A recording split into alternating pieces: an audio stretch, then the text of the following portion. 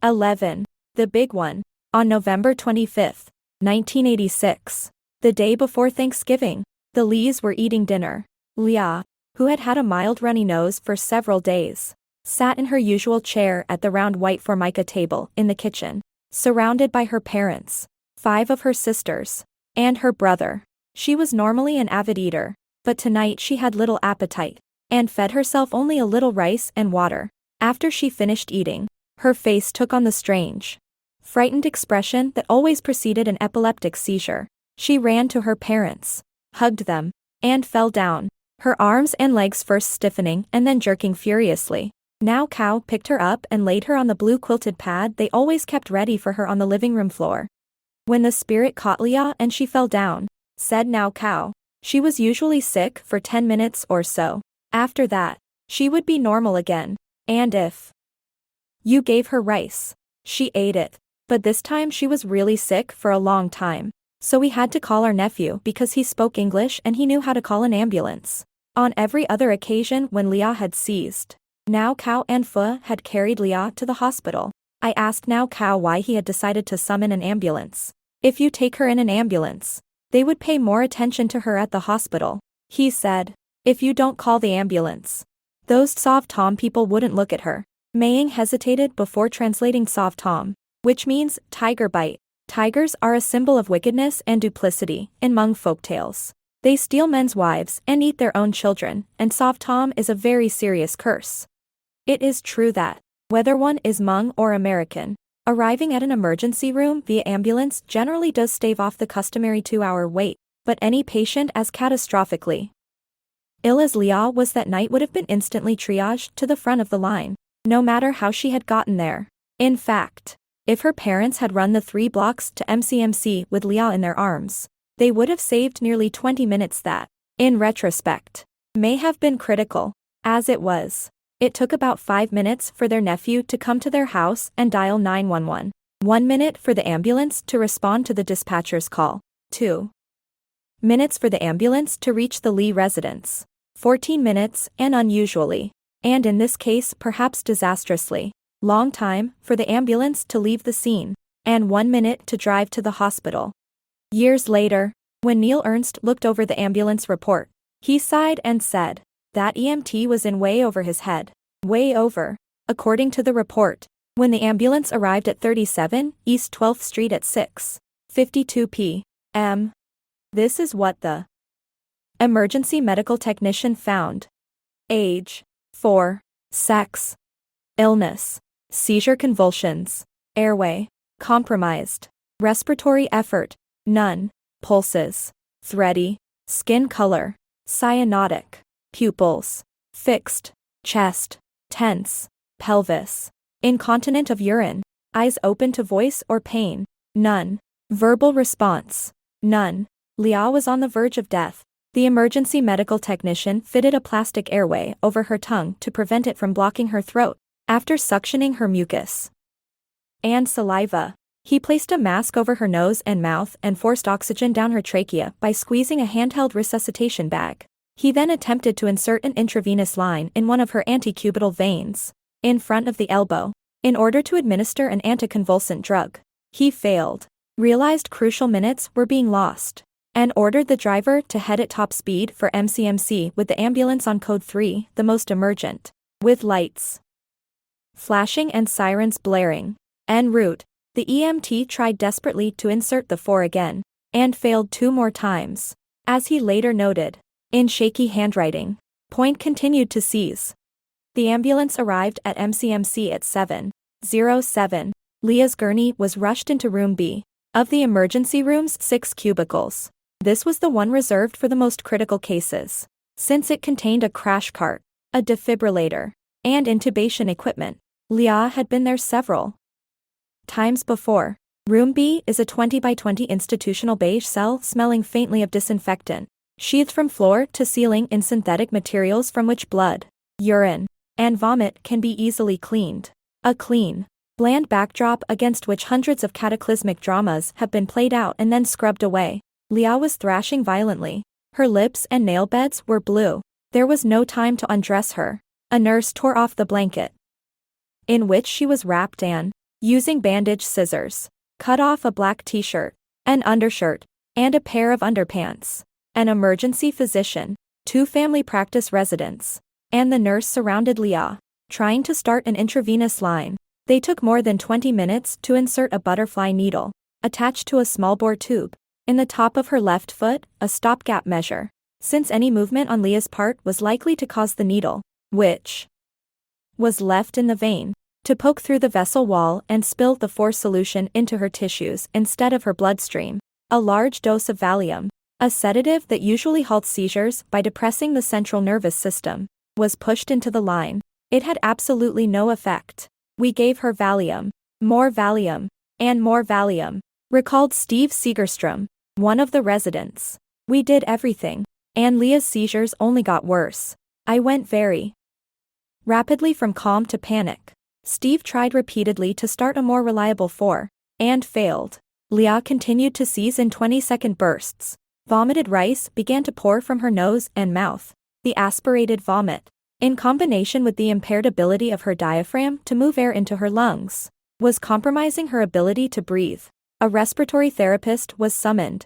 An arterial blood gas test showed that over the last hour or so, Leah's blood had probably contained levels of oxygen so low as to be nearly fatal. She was asphyxiating.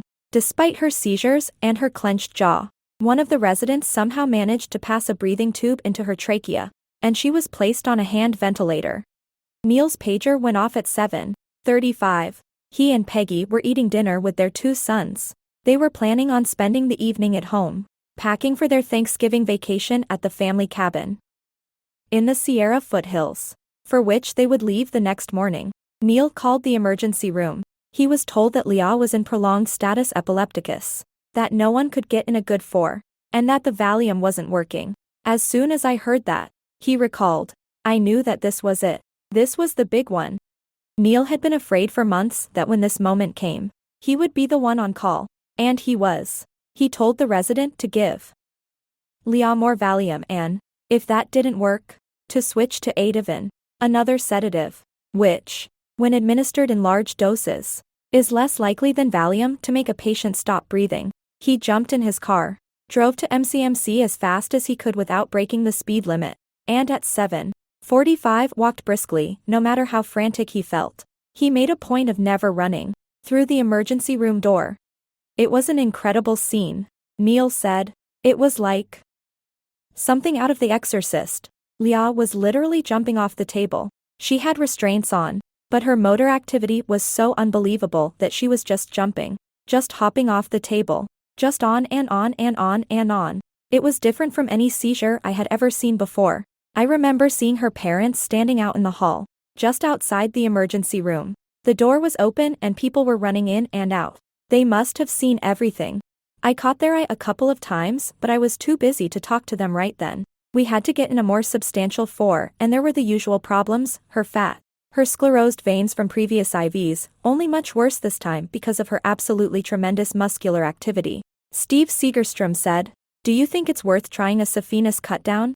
To perform a cut-down, a physician makes a skin incision, nicks a blood vessel, in this case a large vein above Leah's right ankle, with a scalpel, dilates the hole with forceps, introduces an intravenous catheter, and sutures it into place. And I said, gee, Steve, at this point, anything is worth it. Go ahead and try. The atmosphere in the room was just charged. People were literally lying on Leah's legs while Steve started the cut down. And he got it. And then we gave Leah just a ton of medicine. A lot. And a lot. And a lot. And finally, she stopped seizing. She finally stopped. It took a long time, but she finally stopped. I had never seen Neil so upset as he was when he told me this. Steve Segerstrom sounded upset too when he recalled the incident, but Steve is an excitable man and a fast talker. So the contrast between his normal tone and his tone as he described the scene in Emergency Room B was far less noticeable than it was with Neil, who is usually so calm. When Neil finished talking, I could hear him breathing, not heavily, but audibly, as if he had been interrupted partway through his morning's 8-mile run. This was Leah's 16th admission to MCMC. Everyone at the hospital, the emergency room nurses, the residents, the respiratory therapist, Neil all assumed that Leah had the same thing wrong with her that she had had on her previous 15 admissions. Only worse. All the standard tests were run. Blood counts, blood chemistries, blood pressures, and a chest X-ray to confirm the placement of the breathing tube. Of course, Leah's blood was tested to find out if her parents had been giving her the prescribed amount of depakine. Like every test since Leah's return home from foster care, it showed that they had. No one thought of taking her temperature, which was 101 degrees, until after Neil had returned home. 2 other unusual signs, diarrhea and a very low platelet count, were simply noted without comment on Leah's chart, eclipsed into invisibility by the monumental scale of her seizures. No antibiotics were administered because no infection was suspected. A 20-minute bout of status epilepticus is considered life-threatening. Leah had seized continuously for nearly 2 hours. When she stopped, she was unconscious, though breathing. Because MCMC does not have a children's intensive care unit, it was obvious that Leah, like all of Merced's critical pediatric cases, had to be transferred to Valley Children's Hospital in Fresno. During the thick of the crisis, no one had said a word of explanation to Pua and Nao Kao, who had been forbidden to enter emergency room B.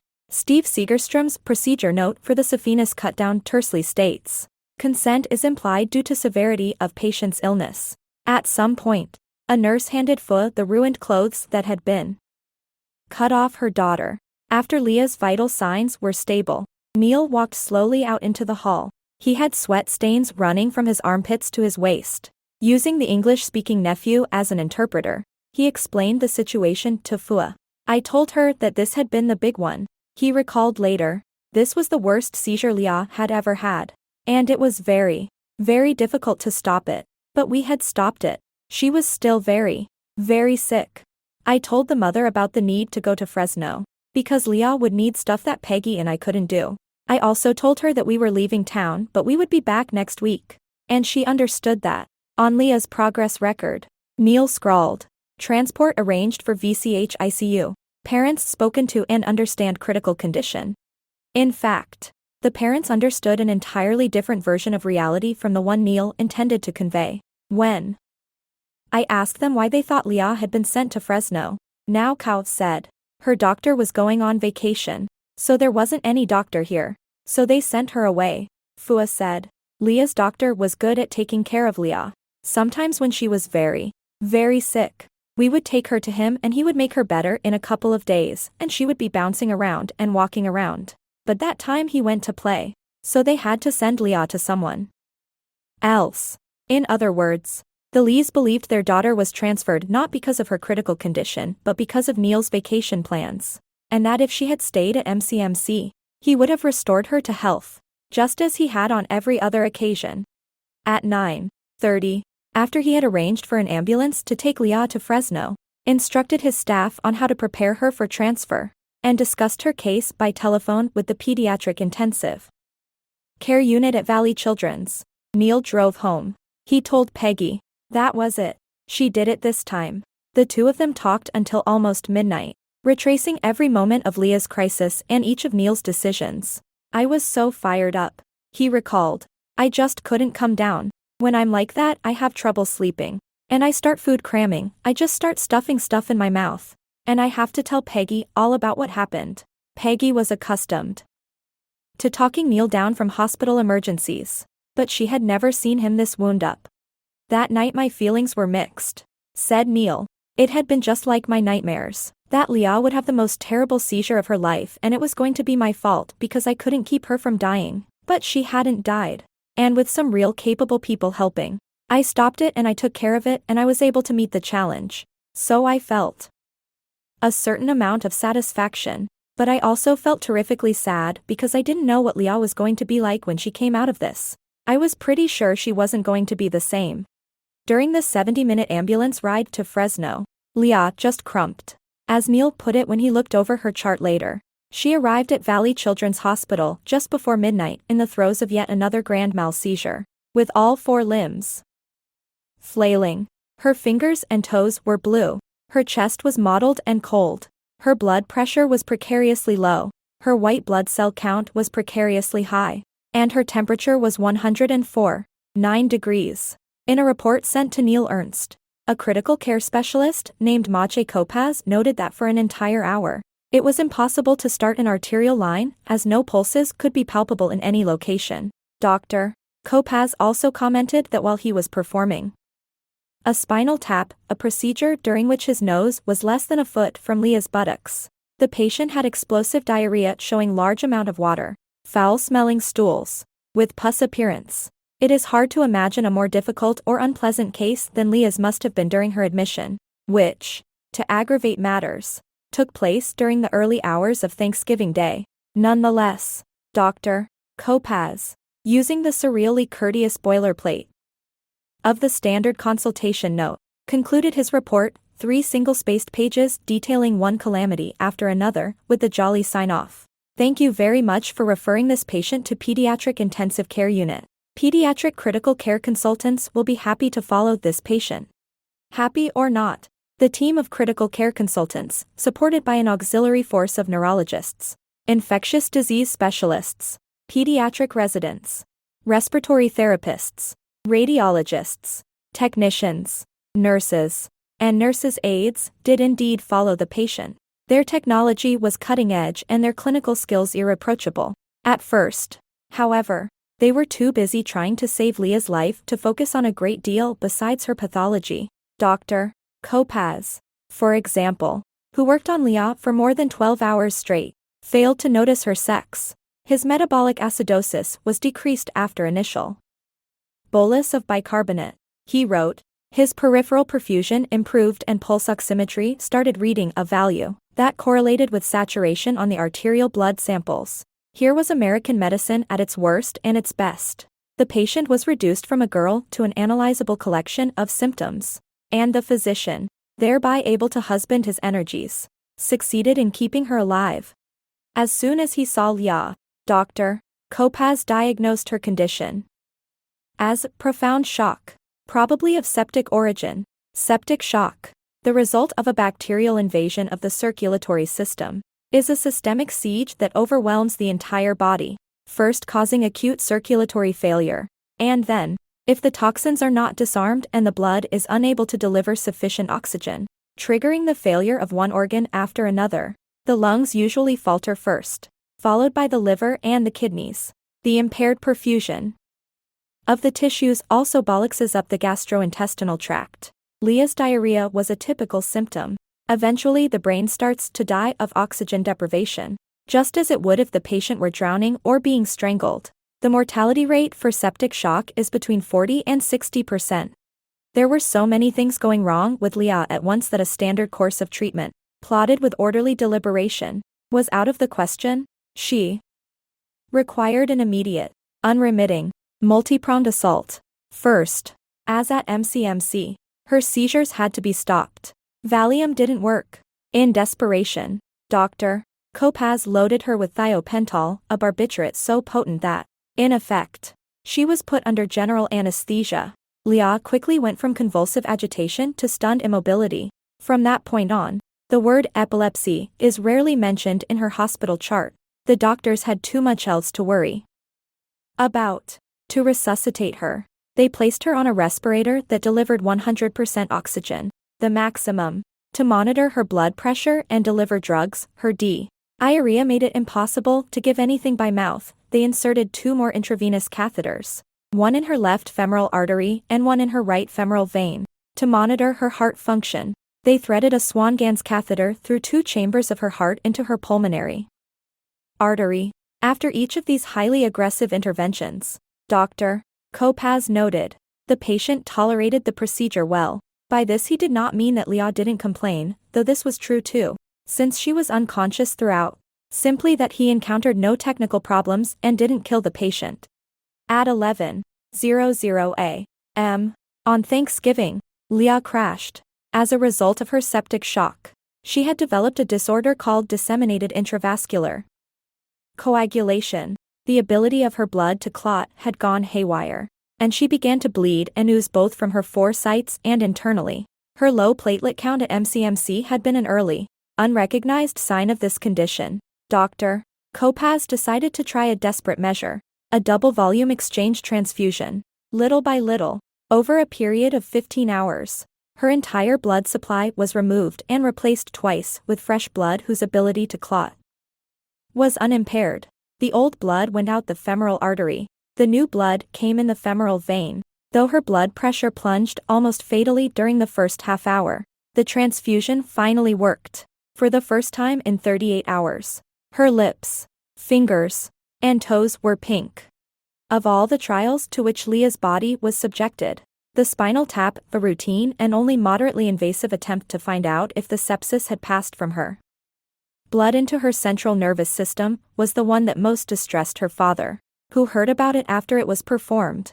The doctors put a hole in her back before we got to the hospital. He said, "I don't know why they did it. I wasn't there yet and they didn't give me any paper to sign. They just sucked her backbone like that, and it makes me disappointed and sad because that is how Leah was lost." In other words, Nao Kao attributed Leah's deteriorating condition to the spinal tap, a procedure many Hmong believe to be potentially crippling both in this life and in future lives. Fua's explanation was, "They just took her to the hospital and they didn't fix her. She got very sick and I think it is because they gave her too much medicine." It was true that Leah was given a great deal of medicine to prevent fluid from seeping out of her blood vessels. She was given plasminate to raise her blood pressure and stimulate her heart. She was given dobutamine, dopamine, and epinephrine to improve the circulation of her blood. She was given nitroprusside to fight her infection. She was given a succession of antibiotics: ampicillin, chloramphenicol, gentamicin, nafcillin, ceftriaxone, clindamycin, tobramycin, and ceftazidime to dry her oral secretions. She was given Robinol to prevent seizures. She was given Ativan. Her attending neurologist, Terry Hutchison, would have preferred Depakine, but it cannot be administered intravenously. To nourish her, she was given Pedialyte and Osmolite through a nasogastric tube. During Leah's first week at Valley Children's, she also underwent a series of diagnostic tests to attempt to locate the infection that had precipitated her septic shock. She had an abdominal ultrasound and a gallium scan, in which radioactive tracing material was injected into her bloodstream. The gallium scan suggested that the culpable site might be her left leg, though this finding was not conclusive. To identify the infection, her blood was cultured. It tested positive for Pseudomonas aeruginosa, a devastating bacterium that favors immunosuppressed patients, often in hospitals. While all this was going on, Fua and Nao Kao lived in the waiting room of Valley Children's Hospital, sleeping in chairs for 9 consecutive nights. Relatives took care of their other children in Merced. The Lees didn't understand why they were not permitted to stay by Leah's bedside, as they always had at MCMC. Here, they were allowed only one 10-minute visit every hour, standard protocol for an intensive care unit at the time. They had no money to pay for a motel room or buy food at the hospital cafeteria. "Our relatives in Merced brought us rice," Nao Kao told me, "but only once a day, so we felt hungry." During their brief periods with their daughter, they saw a plastic breathing tube sticking out of her throat, connected to a respirator, a feeding tube coming out of her nose, lines filled with clear fluids snaking into her arms and legs, plastic boards taped to her limbs to stabilize the intravenous lines, a blood pressure cuff on her arm that automatically inflated and deflated, electrodes on her chest, connected to wires that were in turn connected to a heart monitor next to her bed. The respirator hissed. The 4-pump beeped. The blood pressure cuff crackled and sighed. Leah's parents noticed that her buttocks were red and ulcerated from her diarrhea. Her hands and feet were swollen from fluid that had oozed from her capillaries into her tissues. The tip of her tongue was covered with blood clots because she had bitten it while she was seizing. I met with father in PICU, Pediatric Intensive Care Unit, waiting room, using VCH interpreter. Yee! Wrote a hospital social worker early in Leah's stay. I am not certain how completely father understands the seriousness of his daughter's critical condition, because he is equating this hospitalization with past hospitalizations. Valley Children's Hospital was a much larger and richer institution than MCMC, and could afford not only to practice medicine on a grander scale but also to employ interpreters on some shifts. Nonetheless, the Lees remained baffled by most of what was happening, and though Valley Children's was well known for its efforts to reach out to patients' families, Pua and Nao Kao did not realize that their counseling sessions, which usually left them confused and angry, were intended to reduce their stress. On Leah's 7th day in Fresno, her doctors attempted to explain to Pua and Nao Kao that they wanted to perform 2 more invasive diagnostic tests, a bronchoscopy, to see if the infection had originated in her right lung, and a sinus wash, to see if it had originated in her sinuses. They also wanted to perform a tracheostomy, a hole cut through the neck into the windpipe, just below the larynx, to make it easier to ventilate her. Parents counseled of risks-benefits alternatives through interpreter, noted one of her doctors, appear to understand and wish to proceed. In fact, her parents had no idea what any of these procedures, which were scheduled for the following 2 days, entailed. They also did not understand why Leah was comatose. With a relative interpreting, Pua asked a nurse if the doctors had given Leah sleeping shots. Later that same day, Leah's doctors gave her a CT scan and an EEG to see how her brain had weathered its prolonged oxygen shortage. A neurologist had noted earlier that Leah had no gag reflex, no corneal reflexes, and no response to deeply painful stimulations. Those findings were ominous. The new tests were catastrophic. CAT scan of the head revealed marked cerebral edema with very poor differentiation between white and gray matter, wrote one of the residents. An EEG was obtained which revealed essentially no brain activity with very flat brain waves. Leah was effectively brain dead. Janine Hilt, the Lee's devoted social worker, got a call at 6:00 one evening informing her of Leah's condition. She borrowed a human services agency van and drove half a dozen Lee relatives to Fresno. I don't know who they were, she recalled. They just piled in. When we got down there, the doctors were preparing the family for Leah to die. That night, writing in tiny, crabbed handwriting in her field notebook, she summarized Leah's situation with heartsick concision. Leah seizured 112586. Transferred. Valley Children's. Massive septic blood. Transfusions. Diarrhea. Comatose. Brain damage. Vegetable. Dee and Tom Corda, Leah's former foster parents, also drove to Fresno. It was awful, Dee recalled. The doctors wouldn't even look at Pua and Nao Kao. They'd only look at us and Janine. They saw us as smart and white, and as far as they were concerned the Lees were neither. Between notations on turning, cleaning, and suctioning Leah, one of her critical care nurses recorded the following. 12186. 1700. EEG was flat. 1800. Doctor, sing, an attending physician, speak. ING to family with son as interpreter in lounge. Family into point. Room. Father called by mother. Very tearful. 2000. Family insisting on being at bedside. Language barrier prohibits verbal communication but TLC given to mom. 2100. Father here with family interpreter asking questions. 2115. Family states, wants medicine to fix brain. The nurse tried to explain that there was no medicine that could fix Leah's brain. The next morning at 3:00 a.m., she wrote, Mom at bedside very upset, crying chanting. Pua was with Leah when one of Leah's critical care physicians walked in and disconnected the intravenous lines. The doctor seemed like she was a good doctor, Pua told me, but she wasn't. She was really mean. She came in and she said that Leah was going to die and then she took out all the rubber stuff and she said that Leah's brain is all rotted and she is going to die. So she wanted to take Leah's medicine away from her and give it to someone else. At that moment I was so scared that it seemed like something was just going up and down my body and I thought I was going to die too. This doctor was merely following Terry Hutchison's orders, to which he believed the family had agreed, to discontinue all life-sustaining measures so that Leah could die as naturally as possible. Dr. Hutchison also cancelled the bronchoscopy, the sinus wash, and the tracheostomy.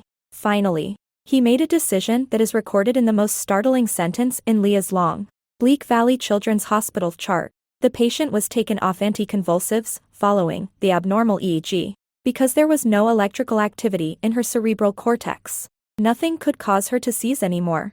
The epilepsy that had governed Leah's life since she was 3 months old was over.